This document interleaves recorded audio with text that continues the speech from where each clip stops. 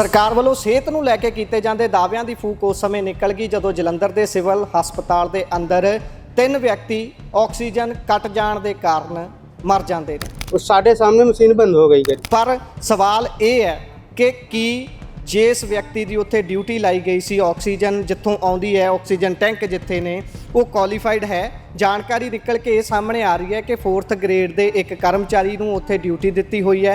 हाँ जी, थोड़ा technical fault आया था कि ऑक्सीजन प्रेशर कम हुआ था, लेकिन हमारे पास सफिशिएंट बैकअप है, ऑक्सीजन सिलेंडर से हमारे अवेलेबल, और जो फॉल्ट है वो भी उसी टाइम ठीक कर लिया गया था। ਜਾਨ ਬਚਾਉਣ ਦੇ ਲਈ ਸਿਵਲ ਹਸਪਤਾਲ 'ਚ ਵਿਅਕਤੀ ਆਵੇ ਤੇ ਆਪਣੀ ਹੀ ਜਾਨ ਗਵਾ ਦੇਵੇ ਤਾਂ ਸਵਾਲ ਜ਼ਰੂਰ ਖੜੇ ਹੁੰਦੇ ਨੇ। ਜਿੱਥੇ ਟੈਕਨੀਸ਼ੀਅਨ ਦੀ ਲੋੜ ਹੈ ਉੱਥੇ 4th ਗ੍ਰੇਡ ਦਾ ਜੇਕਰ ਮੁਲਾਜ਼ਮ ਨੂੰ ਸਾਰਾ ਦੇ ਦਿੱਤਾ ਜਾਊਗਾ ਤਾਣਾ ਬਾਣਾ ਕਿ ਤੁਸੀਂ ਇਸ ਚੀਜ਼ ਨੂੰ ਸਾਂਭੋ, ਤੁਸੀਂ ਕਰੋ, ਤੁਸੀਂ ਆਕਸੀਜਨ ਕਦੋਂ ਛੱਡਣੀ ਹੈ, ਕਦੋਂ ਬੰਦ ਕਰਨੀ ਹੈ, ਉਸ ਦਾ ਧਿਆਨ ਰੱਖੋ। ਜੇਕਰ ਉਸ ਜਗ੍ਹਾ ਤੇ ਟੈਕਨੀਕਲ ਖਰਾਬੀ ਆ ਜਾਂਦੀ ਹੈ ਤਾਂ ਕੀ 4th ਗ੍ਰੇਡ ਦਾ ਉਹ ਮੁਲਾਜ਼ਮ ਉਸ ਨੂੰ ਠੀਕ ਕਰ ਸਕਦਾ ਹੈ?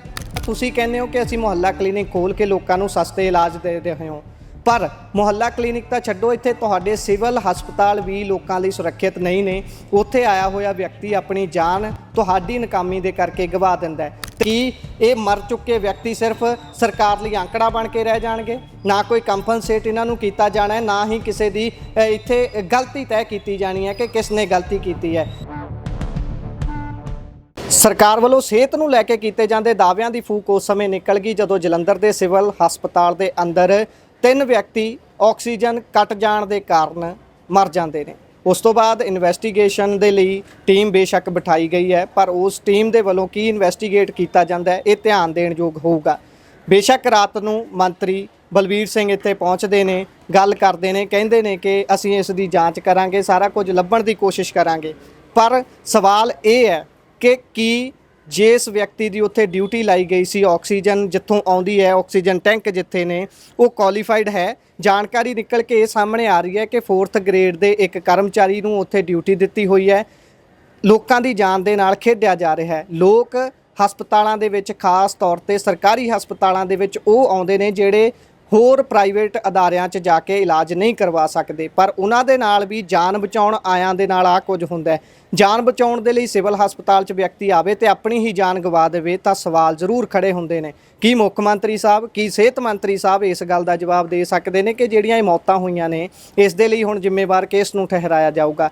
ਜਿੱਥੇ ਟੈਕਨੀਸ਼ੀਅਨ ਦੀ ਲੋੜ ਹੈ ਉੱਥੇ 4th ਗ੍ਰੇਡ ਦਾ ਜੇਕਰ ਮੁਲਾਜ਼ਮ ਨੂੰ ਸਾਰਾ ਦੇ ਦਿੱਤਾ ਜਾਊਗਾ ਤਾਣਾ ਬਾਣਾ ਕਿ ਤੁਸੀਂ ਇਸ ਚੀਜ਼ ਨੂੰ ਸਾਂਭੋ, ਤੁਸੀਂ ਕਰੋ, ਤੁਸੀਂ ਆਕਸੀਜਨ ਕਦੋਂ ਛੱਡਣੀ ਹੈ, ਕਦੋਂ ਬੰਦ ਕਰਨੀ ਹੈ, ਉਸ ਦਾ ਧਿਆਨ ਰੱਖੋ। ਜੇਕਰ ਉਸ ਜਗ੍ਹਾ ਤੇ ਟੈਕਨੀਕਲ ਖਰਾਬੀ ਆ ਜਾਂਦੀ ਹੈ ਤਾਂ ਕੀ 4th ਗ੍ਰੇਡ ਦਾ ਉਹ ਮੁਲਾਜ਼ਮ ਉਸ ਨੂੰ ਠੀਕ ਕਰ ਸਕਦਾ ਹੈ? ਕੀ ਉਸ ਦੇ ਕੋਲ ਇੰਨਾ ਦਮ ਹੈ? ਕਿੰਨਾ ਵਾਅਦਾ ਕੀਤਾ ਗਿਆ ਸਰਕਾਰ ਦੇ ਵੱਲੋਂ ਇਸ ਵਾਰ ਸਿਹਤ ਦੇ ਬਜਟ ਦੇ ਵਿੱਚ? ਕੀ ਕੋਈ ਵਾਅਦਾ ਕੀਤਾ ਗਿਆ? ਤੁਸੀਂ ਕਹਿੰਦੇ ਹੋ ਕਿ ਅਸੀਂ ਮੁਹੱਲਾ ਕਲੀਨਿਕ ਖੋਲ੍ਹ ਕੇ ਲੋਕਾਂ ਨੂੰ ਸਸਤੇ ਇਲਾਜ ਦੇ ਰਹੇ ਹਾਂ, ਪਰ ਮੁਹੱਲਾ ਕਲੀਨਿਕ ਤਾਂ ਛੱਡੋ, ਇੱਥੇ ਤੁਹਾਡੇ ਸਿਵਲ ਹਸਪਤਾਲ ਵੀ ਲੋਕਾਂ ਲਈ ਸੁਰੱਖਿਅਤ ਨਹੀਂ ਨੇ।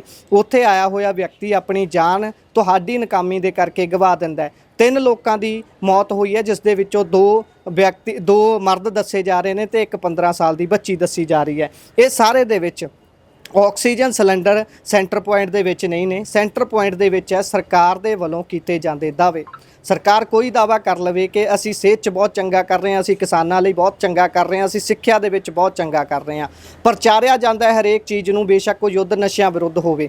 ਯੁੱਧ ਨਸ਼ਿਆਂ ਵਿਰੁੱਧ ਜੇਕਰ ਇੰਨਾ ਸਫਲ ਹੈ ਤਾਂ ਕੀ ਇੱਥੇ ਨਸ਼ਾ ਛਡਾਊ ਜਿਹੜਾ ਮਹਿਕਮਾ ਹੈ ਇਹਨਾਂ ਦਾ, ਉਸ ਦੇ ਵਿੱਚ ਕਿੰਨਾ ਵਾਧਾ ਹੋਇਆ ਲੋਕਾਂ ਦਾ? ਕਿੰਨੇ ਲੋਕ ਹੁਣ ਇਲਾਜ ਲੈਣ ਲਈ ਆ ਰਹੇ ਨੇ ਕਿਉਂਕਿ ਉਹਨਾਂ ਨੂੰ ਮਾਰਕੀਟ ਦੇ ਵਿੱਚ ਨਸ਼ਾ ਮਿਲ ਹੀ ਨਹੀਂ ਰਿਹਾ? ਇਸ ਦੀਆਂ ਰਿਪੋਰਟਾਂ ਜਨਤਕ ਕਰੇ ਸਰਕਾਰ।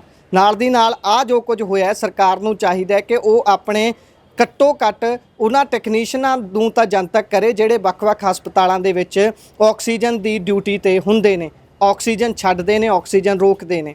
ਜੇਕਰ ਇਹ ਜਾਨ ਅਜਾਈਂ ਜਾਂਦੀਆਂ ਰਹਿਣਗੀਆਂ, ਸਿਰਫ ਤੇ ਸਿਰਫ ਤੁਹਾਡੀਆਂ 5 ਮੈਂਬਰੀਆਂ, 3 ਮੈਂਬਰੀਆਂ, 7 ਮੈਂਬਰੀਆਂ, 9 ਮੈਂਬਰੀਆਂ ਕਮੇਟੀਆਂ ਬੈਠਣਗੀਆਂ, ਜਾਂਚ ਪੜਤਾਲ ਥੋੜੀ ਬਹੁਤੀ ਕਰਨਗੀਆਂ, ਉਸ ਤੋਂ ਬਾਅਦ ਅਗਲਾ ਮੁੱਦਾ ਆਉਣ ਤੱਕ ਉਹ ਮਾਮਲਾ ਬਿਲਕੁਲ ਸ਼ਾਂਤ ਹੋ ਜਾਊਗਾ ਤੇ ਸਾਡੇ ਵਰਗੇ ਪੱਤਰਕਾਰ ਵੀ ਅਗਲੇ ਮੁੱਦੇ ਦੀ ਭਾਲ ਦੇ ਵਿੱਚ ਨਿਕਲ ਜਾਣਗੇ।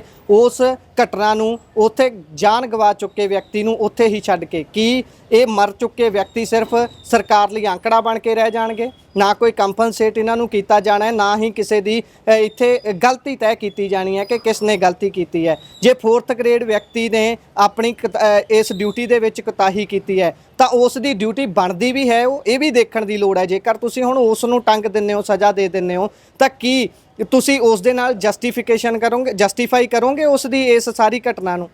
ਉਸ ਦੇ ਨਾਲ ਤਾਂ ਫਿਰ ਵੀ ਜਸਟਿਸ ਨਹੀਂ ਹੋਣਾ। ਉਹ ਕਹੇਗਾ ਭਾਈ ਮੇਰੀ ਤਾਂ ਇਹ ਡਿਊਟੀ ਹੀ ਨਹੀਂ ਸੀ, ਮੈਂ ਤਾਂ ਸਿਰਫ ਵਾਧੂ ਸੇਵਾਵਾਂ ਦੇ ਰਿਹਾ ਸੀ, ਐਡੀਸ਼ਨਲ ਤੌਰ ਤੇ ਕੰਮ ਦਿੱਤਾ ਹੋਇਆ ਸੀ। ਬਹੁਤ ਸਾਰੀਆਂ ਦਿੱਕਤਾਂ ਖਾਮੀਆਂ ਨੇ। ਬੇਸ਼ੱਕ ਹਸਪਤਾਲ ਲੋਕ ਆਪਣੀ ਜਾਨ ਬਚਾਉਣ, ਆਪਣਿਆਂ ਦੀ ਜਾਨ ਬਚਾਉਣ ਆਉਂਦੇ ਨੇ, ਪਰ ਜਦੋਂ ਉੱਥੇ ਇਸ ਤਰ੍ਹਾਂ ਦੀ ਅਣਆਈ ਮੌਤੇ ਉਹਨਾਂ ਨੂੰ ਮਰਨਾ ਪੈਂਦਾ, ਬੇਸ਼ੱਕ ਉਹਨਾਂ ਦਾ ਰੋਗ ਬਹੁਤ ਛੋਟਾ ਹੋਵੇ, ਤਾਂ ਫਿਰ ਸਵਾਲ ਤਾਂ ਜ਼ਰੂਰ ਕਰਨਾ ਬਣਦਾ ਹੈ ਸਰਕਾਰ ਦੇ ਕੋਲੋਂ, ਮੰਤਰੀਆਂ ਦੇ ਕੋਲੋਂ। ਹਰ ਕਿਸੇ ਨੂੰ ਸਵਾਲਾਂ ਦੇ ਕਟਹਿਰੇ 'ਚ ਖੜਾ ਕਰਨਾ ਚਾਹੀਦਾ। ਧੰਨਵਾਦ, ਸਤਿ ਸ਼੍ਰੀ ਅਕਾਲ।